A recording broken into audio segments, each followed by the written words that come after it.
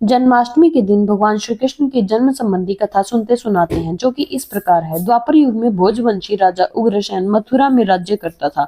उसके आतताई पुत्र कंस ने उसे गद्दी से उतार दिया और स्वयं मथुरा का राजा बन बैठा। कंस की एक बहन देवकी थी, जिसका विवाह वसुदेव नामक यदुवंशी सरदार से हुआ था। एक समय कंस अपनी बहन देवकी को उसके ससुराल पहुंचाने जा रहा था। रास्ते में आकाशवाणी हुई, हे कंस, जिस देवकी को तू बड़े प्रेम से ले जा रहा है, उसी में तेरा काल बसता है। इसी के गर्भ से उत्पन्न 8वां बालक तेरा वध करेगा। यह सुनकर कंस वसुदेव को मारने के लिए उद्यत हुआ। तब देवकी ने उससे विनय पूर्वक कहा, मेरे गर्भ में जो संतान होगी उसे मैं तुम्हें ला कर दे दूंगी। बहनोई को मारने से क्या लाभ है। कंस ने देवकी की बात मान ली और मथुरा वापस चला आया।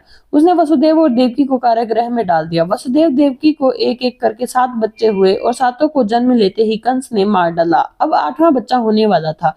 कारागार में उन पर कड़े पहरे बैठा दिए गए। उसी समय नंद की पत्नी यशोदा को भी बच्चा होने वाला था। उन्होंने वसुदेव देवकी के दुखी जीवन को देख 8वें बच्चे की रक्षा का उपाय रचा। जिस समय वसुदेव देवकी को पुत्र पैदा हुआ, उसी समय संयोग से यशोदा के गर्भ से एक कन्या का जन्म हुआ, जो और कुछ नहीं सिर्फ माया थी। जिस कोठरी में देवकी वसुदेव कैद थे, उसमें अचानक प्रकाश हुआ और उसके सामने शंख चक्र गदा पद्म धारण किए चतुर्भुज भगवान प्रकट हो गए। दोनों भगवान के चरणों में गिर पड़े। तब भगवान ने उनसे कहा, अब मैं पुनः नवजात शिशु का रूप धारण कर लेता हूँ।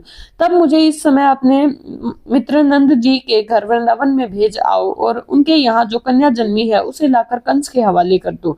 इस समय वातावरण अनुकूल नहीं है, फिर भी तुम चिंता न करो। जागते हुए पहरेदार सो जाएंगे, कारागृह के फाटक अपने आप खुल जाएंगे और उफनती अथाह यमुना तुमको पार जाने का मार्ग दे देगी। उसी समय वसुदेव नवजात शिशु रूप श्री कृष्ण को सूप में रखकर कारागृह से निकल पड़े और अथाह यमुना को पार कर नंद जी के घर पहुंचे। वहां उन्होंने नवजात शिशु को यशोदा के साथ सुला दिया और कन्या को लेकर मथुरा आ गई।